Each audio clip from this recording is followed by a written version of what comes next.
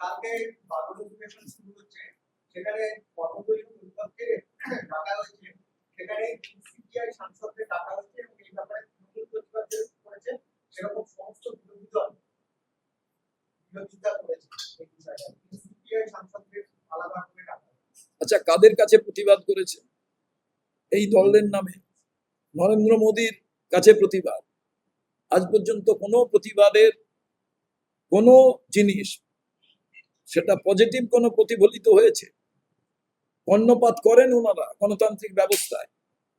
এই জন্য আমি বলি, যেখানে ফলক বদলাচ্ছ বদলাও, আমার যখন আসবে সবগুলোকে উঠিয়ে দেবো। আচ্ছা, গণতান্ত্রিক ব্যবস্থাই তারা মানে কি হবে? এবং সব থেকে বড় কথা, যারা এটার জন্য সব থেকে বেশি মুখরিত হওয়া প্রয়োজন, সেই ফ্রিডম অফ প্রেস, তারা যদি বেশি মুখরিত হয়, 10 পা মানুষ খারাপ কাজ করতে গিয়ে 11 পা পিছিয়ে যেতে পারে।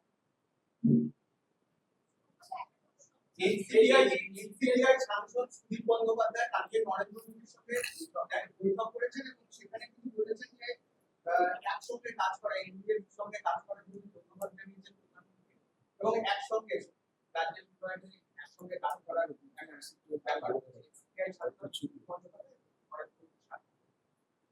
আচ্ছা, আপনারা কি কিছুই আমাকে জিজ্ঞেস করে তো কোনো লাভ নেই, সবাই সব বুঝতে পারছে। একটা অগণতান্ত্রিক ভাবে বিল পাস করাতে হবে। মানতে পারছি না যে সবাই বিরোধীরা মিলে একসঙ্গে এই বিলটাকে আটকে দিয়েছে। আমাকে যেন তেন প্রকারেণ আমায় বিল পাস করাতে হবে, তাকে এর থেকে চুরি করে নিতে হবে, ওর থেকে কিনে নিতে হলে নিতে হবে, ওকে ভয় দেখিয়ে নিলে নিতে হবে। তারা সেই ব্যবস্থা করছে। আর চোখে কাপড় দিয়ে বাকি লোকেরা, অল দ্য এজেন্সি, যারা এই দেশের বিউটি অফ ডেমোক্রেসিকে রাখবেন, তারা চুপচাপ আছেন। সবাই সব দেখছেন।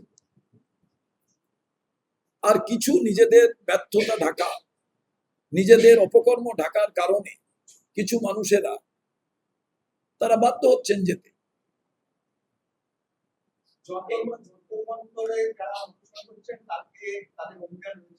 আপনারা আলাদা আন্দোলন করছেন, রাহুল গান্ধী নেতৃত্বে একই ইস্যুতে আলাদা আন্দোলন করছে, এর ফলে আন্দোলন কি ক্ষতিগ্রস্ত হচ্ছে না? মানে আন্দোলন ভাগ হয়ে যাচ্ছে, একদিকে সমস্ত বিরোধী দল কিন্তু ওখানে গেছে বা সমস্ত জানাচ্ছে। আমি এতক্ষণ ধরে আপনি এই প্রশ্নটা করছিলেন না কেন, আমি তাই ভাবছি। তার কারণ আপনাদের কারণ মনে হচ্ছে না যে ধর্মেন্দ্র প্রধান কেন পদত্যাগ করছেন না। এটা আমাকে জিজ্ঞেস করলে আমি ভালো উত্তর দিতাম। কেন নরেন্দ্র মোদী অগণতান্ত্রিক ব্যবস্থায় সরকারে আছে, সে কেন করছে না? রাহুল গান্ধী কি ভারতবর্ষের প্রধানমন্ত্রী? সবাই, আচ্ছা রাহুল গান্ধী কেন করছে না? আচ্ছা, রাহুল গান্ধী ওখানে যাবেন কি যাবেন না থেকে ধর্মেন্দ্র প্রধান কেন যাচ্ছেন না? কোন মিডিয়া কেন এটা নিয়ে ব্যস্ত নয়? আচ্ছা, নরেন্দ্র মোদী কেন এই ব্যাপারটা সিরিয়াসলি কোনো কমেন্টস করছেন না? এখানে মাওবাদীদের গুলি চালাবার কথা বলছে, মাও সিস্টেমে অভিবাদন নিচ্ছে, ভেরি ইন্টারেস্টিং। নিশ্চুপ। রাহুল গান্ধী কেন? আরে রাহুল গান্ধী কবে এই যে সাফারার ভয়েসের পাশে নিজের ভয়েসকে যুক্ত করেছিলেন, কবে? তখন বাকিরা কোথায় ছিল? তাহলে তো প্রত্যেকের প্রথমেই রাহুল গান্ধীর পাশে যাওয়া দরকার ছিল। এবং কে বলেছে যে আমাদের কমেন্টস হয়নি, আমাদের লোকেরা যায়নি? আমাদের মিডিয়ার সেকেন্ড ইন কমান্ড রাজ্যসভার মেম্বার পবন খেলা গেছিল, সোনিয়া গান্ধী কালকে কমেন্টস করেছেন, রাহুল গান্ধী বলেছেন। অনশন তো নিজেকে কষ্ট দিয়ে প্রতিবাদ করা, তাদের সরকারের ভয় পাওয়ার কি আছে? এটাই তো রাহুল গান্ধী বলেছে। কিন্তু রাহুল গান্ধী কেন গেলেন না? কারা কারা বলছেন? বাকি বিরোধীদের যদি দম আছে তারা তাদের মতো লড়ুক না। আজ পর্যন্ত এই ছাত্রদের কথা, এত বছর তো হয়েছে, আপনারা কটা আর্টিকেল বার করেছেন? 93 জন তো এবছর আত্মহত্যা করেনি। খুব দুঃখজনক বিষয়। যেমন আপনারা দীর্ঘদিন একটি লোক নীতি আদর্শ নিয়ে রাজনীতি করলে তাকে নিয়ে কোনো চ্যানেল আধ ঘন্টা কোনো ডিসকাশন করেন, যারা দল পাল্টায় তাদের নিয়ে আপনারা 1 ঘন্টা 2 ঘন্টা করে ডিসকাশন করেন। ঠিক তেমনি ভাবে আমাকে বলুন তো, যে এতদিন তো 93 জন আত্মহত্যা করেছে, 7.5 কোটি ছেলেমেয়েরা এফেক্টেড, এবছরে 25 জন আত্মহত্যা করেছে। এত হাইপ কোথা থেকে এলো? অন্য কারোর জন্য? Only for Rahul Gandhi. আমি আবার রিপিট করছি, only he is the voice of the sufferer people, voice of the downtrodden people throughout the country, anywhere যেখানেই কোনো অডস, রাহুল গান্ধী সেখানে ভয়েস। তারপরে লোকেরা এবার টুকটুক করে গুড়ি গুড়ি হামাগুড়ি দিয়ে সেখানে পৌঁছচ্ছে। তারপরে সেখানে সবাই কেন বিরোধী দলরা রাহুল গান্ধীর পাশে দাঁড়িয়ে বলেনি নিটের জন্য খারাপ হয়েছে? এত ছাত্রছাত্রী রাহুল গান্ধীর পাশে এসে দাঁড়াচ্ছে। রাহুল গান্ধীর এই আন্দোলনটাকে একটু লাইট করো তার জন্য, কারণ আমরা পাচ্ছি না তার জন্য। যে কেউ অন্যায়ের বিরুদ্ধে প্রতিবাদ করলে কংগ্রেস তার পাশে আছে, একই ইস্যু।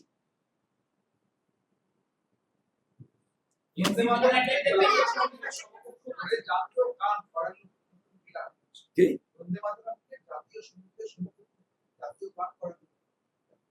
আরে যা, যদি তাদের সংখ্যা থাকে, পলিটিক্সের সংখ্যা হচ্ছে অ্যারিথমেটিক্যাল প্রসেস, মোস্ট ইম্পর্টেন্ট। তারা যা আছে করবে, আমরা নীতিগত প্রশ্নে পক্ষে বিপক্ষে বলবো।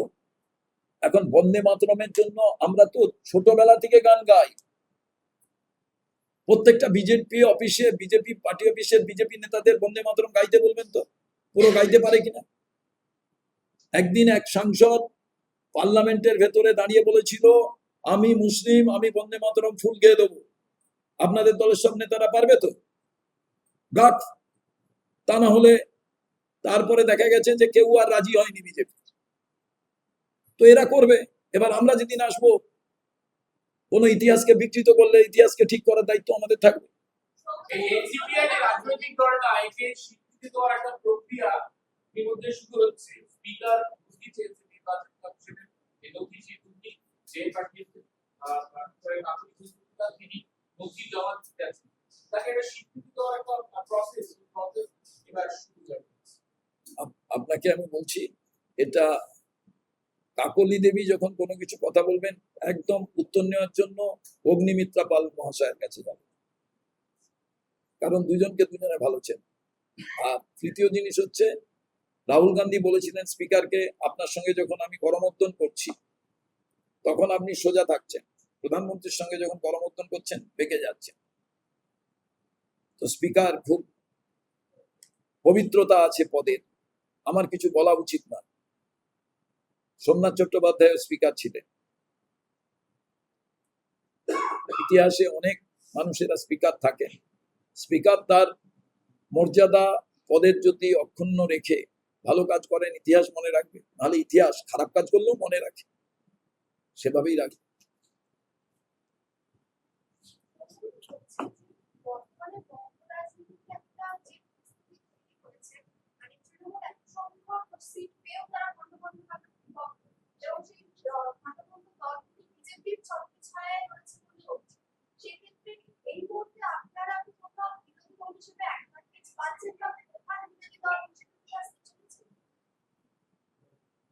কংগ্রেসকে তো আপনারা গুরুত্ব দেন, নাহলে এইরকম দুপুরবেলা আপনাদের ডাকলাম, আপনারা আমাদের কথা শুনতে এলেন, আমি তো মনে করবো যে কংগ্রেসকে আপনারা গুরুত্ব দিচ্ছেন, তো মানুষও দেবে, আর মানুষ দিলে আরো আপনারা বেশি করে দেবেন।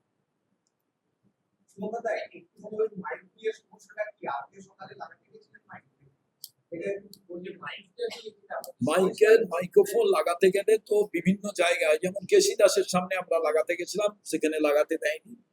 তারপরে কথা বলছিলেন ওখানে আমাদের আশুতোষ চট্টোপাধ্যায়, অমিতাভ চক্রবর্তীরা ছিলেন, আশুতোষ চট্টোপাধ্যায় কথা বলেছিলেন জয়েন্ট সিপির সঙ্গে, অজিতেশ পান্ডে এরা ছিলেন, তো কথা বলেছেন। তো ওনারা বলছেন আমরা দেখছি। অ্যাকচুয়ালি প্রশাসনের উচিত ছিল একটা ডিস্টেন্স মেনটেন করে সভা করার অনুমতি দেওয়া, আমরা যখন আগে করেছি। আচ্ছা, তৃণমূলকে হঠাৎ করে প্রাসঙ্গিক করে তোলার কারিগর কারা? বিজেপি। কারণ বিজেপি তৃণমূলকে এতদিন অক্সিজেন দিয়েছে, এবার বিজেপিকে তৃণমূল অক্সিজেন দেবে। তৃণমূল যখন দুর্বল হয়ে যাচ্ছে, সব থেকে হেডেক কার? বিজেপি। কারণ বিজেপি জানে কংগ্রেস যদি শক্তিশালী হয় ওদের কাছে সব থেকে বড় থ্রেট। তাই আমরা যে শহীদ দিবস করছি তার প্যারালাল শহীদ দিবস করতে হবে, কি করে ভালো করা যায়। দেখুন, এটা আপনাদের কাউকে বলতে হবে যে পশ্চিমবঙ্গ বিধানসভার ভেতরে যে বিরোধী দল, সেই বিরোধী দলটা কি বিরোধী দল? শ্যাডো বিরোধী, না বিজেপির অনুশাসন হিসেবে বিরোধী দল হিসেবে কাজ করছে? এটা কারোর তো বলে দেওয়ার কোনো জায়গা নেই। এবং মমতা বন্দ্যোপাধ্যায়কেও প্রাসঙ্গিক করে রাখো।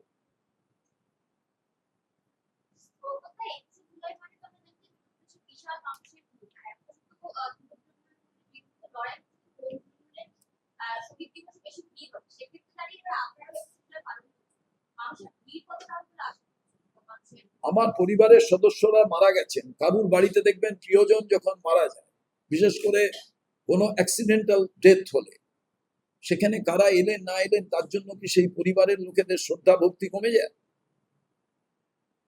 আমরা ভিড়ের জন্য এই শহীদ দিবস পালন করছি না, কারণ এটা আমাদের নীতিগত বিষয় এবং আমাদের যন্ত্রণা, ব্যথা, দগদগে ঘায়ের বিষয়। এতদিন আমরা করতে পারিনি, আমরা সেই মতো পারমিশন পাইনি। তাই ৩৩ বছর ধরে আমরা শ্রদ্ধার সঙ্গে রক্তদান শিবির, হেলথ ক্যাম্প, বিভিন্ন খেলা, বিভিন্ন অঙ্কন প্রতিযোগিতা, তার মধ্যে দিয়ে আমাদের ভাইদের স্মৃতিকে আমরা স্মরণ করতাম, স্মৃতিতর্পণ করতাম। এবারে অগ্রিম ভাবে আমরা ভেবেছি যে না, তার কারণ এদের আত্মা তৃপ্ত হয়নি। তার কারণ যে পতাকাগুলোতে সেদিন তাদের দেহের রক্তে সেই পতাকা রঞ্জিত হয়ে গেছিল, রক্তাক্ত হয়ে গেছিল, সেই মানুষগুলো অন্য পতাকার নিচে গিয়ে যতই তাদের আড়ম্বরপূর্ণ, যতই ঘটা করে কিছু শহীদ দিবস পালন করা হোক, হয় না।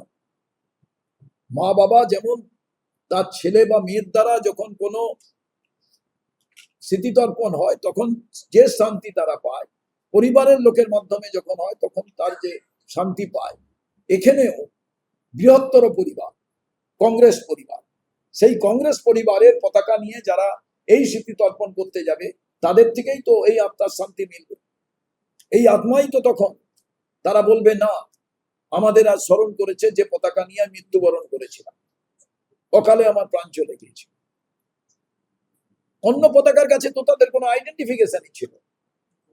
অতএব এটা আমাদের কাছে পবিত্রতার সঙ্গে এটা স্যান্টিটি বজায় রেখে আমরা এই অনুষ্ঠান করব। এখানে ক্ষমতা প্রদর্শন, এখানে আড়ম্বর পূর্ণতা, এখানে জৌলুসে ভরা চটুল কোনো বিষয়ের উপরে এই স্মৃতিতর্পণ অনুষ্ঠান হবে। তার মানে কি মাঠের বাইরে আপনাদের মাইক লাগাতে দিচ্ছে না? আবেদন করেছে আমাদের নেতৃবর্গ, দেখা যাক।